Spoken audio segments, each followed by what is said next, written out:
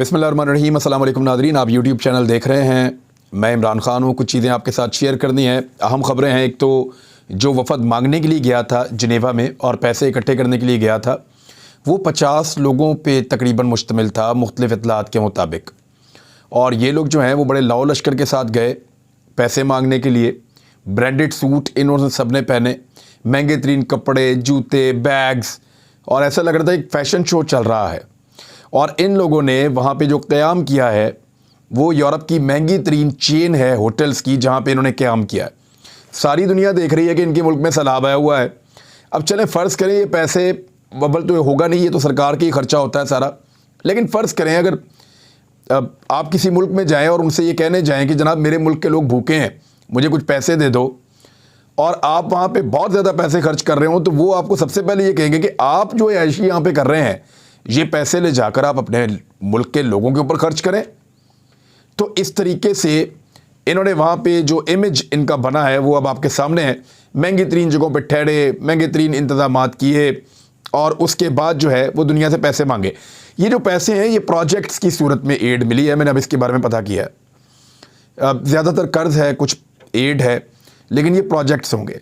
Government of Pakistan project उनको दिखाएगी, बताएगी, वो अप्रूवल देंगे वो ममालिक। जब वो अप्रूवल देंगे तो उसके बाद फिर बिडिंग होगी और फिर कानूनी तकाज़े पूरे होकर वो खुद इसकी पेमेंट किया करेंगे और अपने तरीके से इन प्रोजेक्ट्स के ऊपर काम करवाएंगे। तो इस हुकूमत में तो इतनी काबिलियत ऐसे दिखाई नहीं देती। इससे पहले भी ये सिर्फ किक बैक्स इकट्ठी करने में ही मशहूर हैं। तो इस किस्म के प्रोजेक्ट्स को ये कैसे आगे चलाएँगे, ये एक बड़ी अजीब चीज़ है।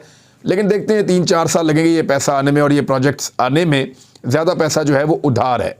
बहुत थोड़ा पैसा जो है वो पैसा है जो हमें मिला है इमदाद के तौर पे। लेकिन जो लोग इमदाद लेने गए थे उनकी अपनी हरकतें अब आप अंदाज़ा कर लें देख के कि वो लोग वहाँ पे ख़ुद अय्याशी की ज़िंदगी गुजार रहे हैं। यहाँ मेरे पास से ख़बर है कि कीमत बहुत ज़्यादा बढ़ा दी गई है गैस की, और ओगरा ने गैस की कीमत में 74% इजाफे की मंजूरी दे दी है। ये जो गैस की कीमत में इजाफा हुआ है ये आज से नहीं हुआ।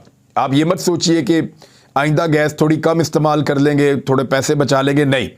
जो गैस आप इस्तेमाल कर चुके हैं गुज़िश्ता महीनों में मुबैना तौर पे, उसके ऊपर भी आपको बिल आएगा, और ये 74% इजाफी आपको अदा करने पड़ेंगे। सुई नादरन, सुई सदरन दोनों ने गैस महंगी कर दी है। 74.42% तक ये गैस महंगी हुई है। और इसके ऊपर जो फैसला किया गया, मिसाल के तौर पे मैं आपको बता देता हूँ कि गैस की जो मौजूदा औसतन कीमत है वो 545 रुपये है तकरीबन।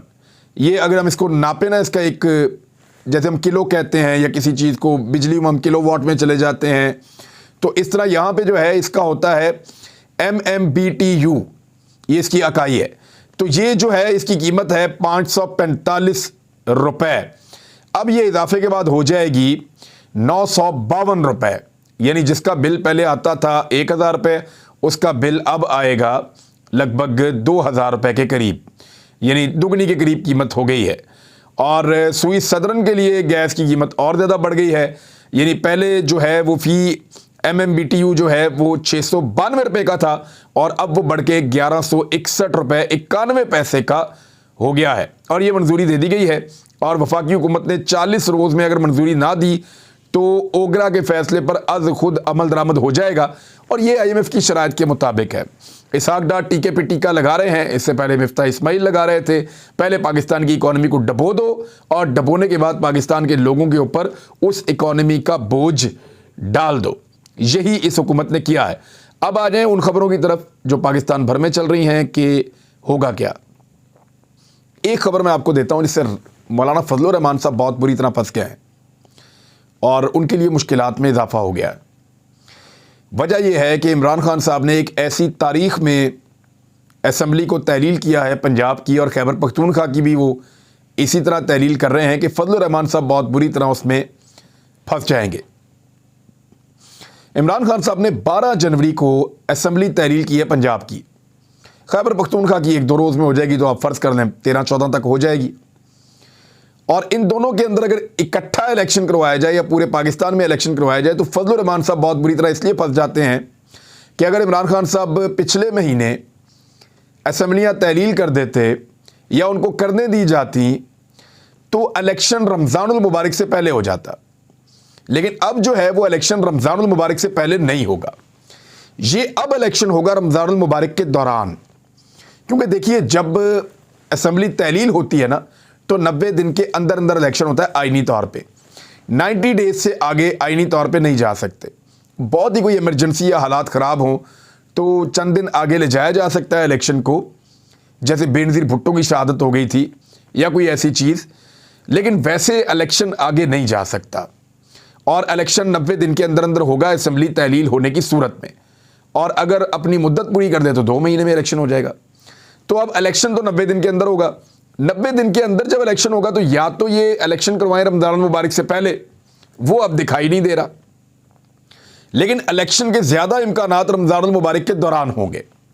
और रमज़ानुल मुबारक के दौरान मौलाना फजलुर रहमान साहब की पार्टी के तमाम मदारिस जो हैं वो मसरूफ़ होते हैं, उन्हें बहुत सारे जो है वो कारकुन और लोग मैसर नहीं होते। और मौलाना फजलुर रहमान साहब हमेशा कोशिश करते हैं कि इलेक्शन जो है वो रमज़ानुल मुबारक के अंदर या कोई इस तरह की एक्टिविटी ना आए, क्योंकि बहुत सारे उलमा जो हैं वो शेख रशीद साहब की ज़बानी ये है कि पूरे साल का राशन उन्होंने इस महीने में इकट्ठा करना होता है। बकौल शेख रशीद अहमद साहब के, वो माजी में ये कह चुके हैं और उनका बड़ा तजर्बा है मौलवियों को, उलमा को लेकर। तो उन्होंने कहा पूरे महीने का उन्होंने राशन इकट्ठा करना होता है, तो रमज़ान में तो ये इलेक्शन सूट नहीं करेगा मौलाना फजलुर रहमान को। अब रमज़ानुल मुबारक का ये लोग बहाना लगाएंगे कि रमज़ान का तकद्दुस है जनाब, इलेक्शन ना करवाया जाए। तो मैं आपको बता देता हूँ कि रमज़ानुल मुबारक में कोई भी काम इस तरह का मना नहीं है। ये इलेक्शन एक शरई काम है। अगर ये गैर शरई हरकत है तो फिर फजलुर रहमान साहब को कभी भी इलेक्शन लड़ना ही नहीं चाहिए था, क्योंकि ये एक शरई काम है और शरीयत में इसकी ममानियत इसकी बहरहाल नहीं है। अगर ये गैर शरई होता तो फजलुर रहमान साहब कभी भी इलेक्शन ना लड़ते, ना उनके वालिद गिरामी पॉलिटिकल पार्टी बनाते, ना वो अपनी औलाद को कहते कि वो सियासत के अंदर शामिल हों। तो बुरी तरह फंस गए हैं। मैं आपको कुछ बता देता हूँ कि ग़ज़वात भी हुए हैं रमज़ानुल मुबारक में, मुसलमानों की बड़ी अहम जंगें भी हुई हैं रमज़ानुल मुबारक में। ग़ज़वा बदर 17 रमज़ानुल मुबारक को हुआ था। और इसके अलावा यरूशलेम को जब फ़तह किया सलाहुद्दीन अय्यूबी ने, तो वो भी रमज़ानुल मुबारक में किया। और बहुत बड़े बड़े वाक़यात हैं जो रमज़ानुल मुबारक में हुए हैं। तो कोई ग़ज़वा या जंग तक रमज़ानुल मुबारक में हो सकती है और मना नहीं है, तो इलेक्शन तो एक बहुत छोटी चीज़ है। लेकिन एक अच्छी बात यह है कि रमज़ानुल मुबारक में ज़रा लोगों का ईमान और तकवा बहुत ज़्यादा बढ़ जाता है और लोग अपने फ़ैसले करते हुए अपने रब को अपने दिमाग में ज़्यादा रखते हैं। तो दीन से कुर्बत की वजह से रमज़ानुल मुबारक में और शैतान की बंदिश की वजह से लोग बड़े अच्छे तरीके से वोट डालेंगे और वोट डालते वक्त वो अपने ईमान के उसमें तकाज़े पे देखेंगे कि किसको वोट डालना चाहिए और किसको नहीं डालना चाहिए। तो ये उन लोगों के लिए बुरी खबर है जो फ्रॉड करते हैं, जो बेईमानी करते हैं पाकिस्तान की कौम के साथ। बहरहाल 90 दिन आपके पूरे हो रहे हैं। मिसाल के तौर पे इमरान खान साहब ने 12 जनवरी को असम्बली यहाँ पे तहलील की है, वहाँ 14 को या 15 को हो जाएगी। तो ये जो इलेक्शन होगा ये मैक्सिमम 5 अप्रैल से लेकर 15 अप्रैल के दौरान हो सकता है। और रमज़ानुल मुबारक का जो आगाज़ हो रहा है वो हो रहा है 22 या 23 मार्च को रमज़ानुल मुबारक शुरू हो रहा है और 20 या 21 अप्रैल तक रमज़ानुल मुबारक पाकिस्तान में रहेगा।